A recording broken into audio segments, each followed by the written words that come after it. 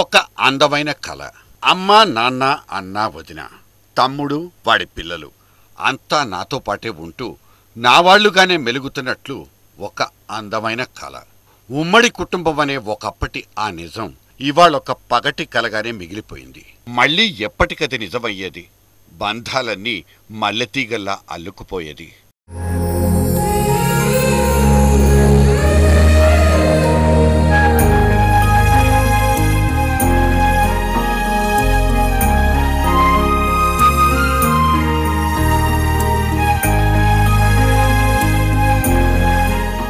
బస్తా బియ్యం డబ్బాలో పోస్తే వారం రోజులకే నిండుకునేది.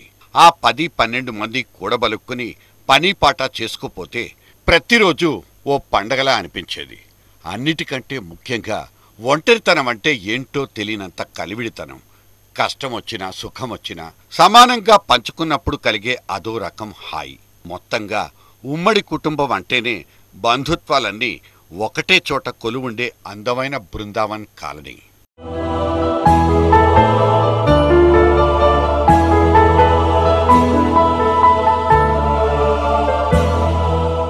ఆ జాయింట్లన్నీ తెగిపోయి చాలా కాలమైంది. ఆ ఉమ్మడి చిరునామాలన్నీ చిన్నాభిన్నమై దేనికదే చిరిగిపోయి చిన్న కుటుంబాలనబడే ఈ కొత్త వరవడి ఎప్పుడో పుట్టుకొచ్చింది.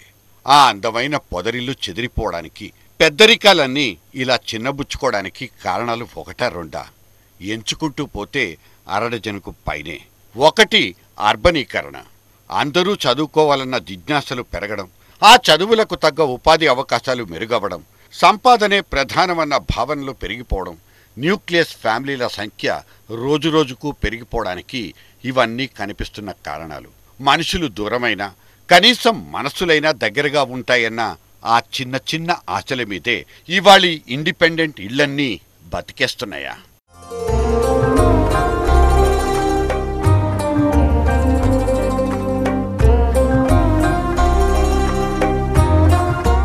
పది మంది ఒక్కటిగా బతికే ఆ మండువా లోగిళ్లన్నీ సినిమాల్లో తప్పిస్తే బయటెక్కడా కనిపిస్తున్న దాఖలా లేదు. పల్లెటూళ్లలో అక్కడక్కడా ఒకటో రెండో ఉన్నా అవి కూడా కుటుంబానికి సరిపడా జనాభా లేక ఎండిపోతున్నాయి. మహానగరాల్లో కాదు, సైజు పెంచుకున్న పల్లెటూళ్లలో కూడా ఆ 2 పడగ్గదుల అగ్గిపెట్టెలే ఎటు చూసినా. వృత్తులు, ఉద్యోగాలు, పై చదువులు, వ్యాపారాలంటూ ఎవరికి వాళ్లు విడిపోయి ఊరు దాటి ఒక్కోసారి ఏరు దాటి బతికేస్తున్న పరిస్థితులే అందరివి. ఇక్కడ సౌకర్యం అనే మాటకు అర్థమే మారిపోయింది. అడ్జస్ట్ అయిపోవాలండి అంతే అంటూ సెటైర్లొకటి.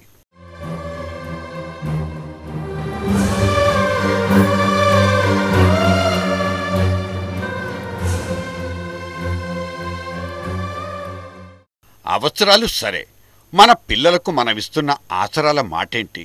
ఖరీదైన కాన్సెప్ట్ స్కూళ్లలో అడ్మిషన్ దొరకడంతోనే సగం బరువు దిగిపోయిందనుకుని ఊపిరి పీల్చుకునే న్యూక్లియస్ ఫ్యామిలీ పెద్దలందరికీ వాళ్ల పిల్లలకు కావాల్సిన కనీస అవసరాలు ఏంటన్న ఆలోచనైనా ఉంటోందా?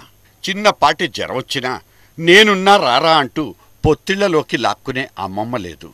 పొట్టమీదే పండేసుకుని జోలపాడి నిద్రపుచ్చే తాతయ్యలు లేరు.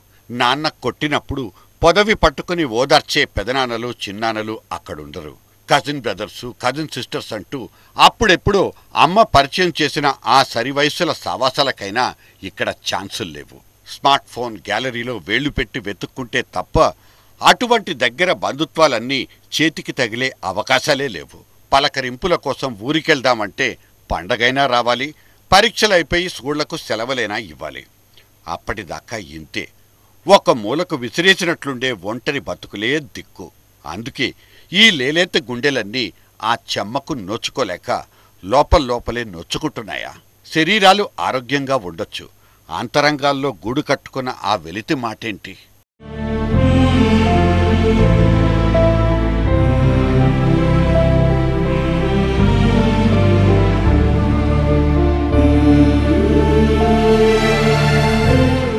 కుల వ్యవస్థ, గ్రామీణ సమాజం, ఉమ్మడి కుటుంబం భారతీయ సామాజిక నిర్మాణానికి ఈ మూడింటినే పిల్లర్లుగా చెప్పుకుంటారు. సమాజాన్ని ఆశించుకున్న ఫలితమో మనుషుల మధ్య అంతరాలు ఉండకూడదన్న బుద్ధి కుశలత వల్ల తెలీదు. కులాల అడ్డుగోడలైతే ఒక్కటొక్కటిగా తొలగిపోవడం మొదలైంది. వేగంగా జరిగిపోతున్న అర్బనీకరణాల పుణ్యమా అని అటు గ్రామీణ వాతావరణం వెలిసిపోవడము కనిపిస్తుంది. ఫలితం ఒక మంచి మాట కోసం, కమ్మటి మట్టి వాసన కోసం వెతుక్కోవాల్సిన పరిస్థితి. ఇక మిగిలిందల్లా ఉమ్మడి కుటుంబమనే ఆ ఒక్కగానొక్క ఆఖరాశ. అది మాత్రం ఎక్కడుంది? ఎప్పుడో చీలిపోయింది. ఇవాల్టి సామాజిక చిత్రంలో ఈ చిన్ని కుటుంబాలదే సింహభాగం. నువ్వు నేను, ఒకళ్ళో ఇద్దరో మన పిల్లలు, అంతే. మహా అయితే ఇంకో పెంపుడు కుక్క, అంతకంటే ఏముంది?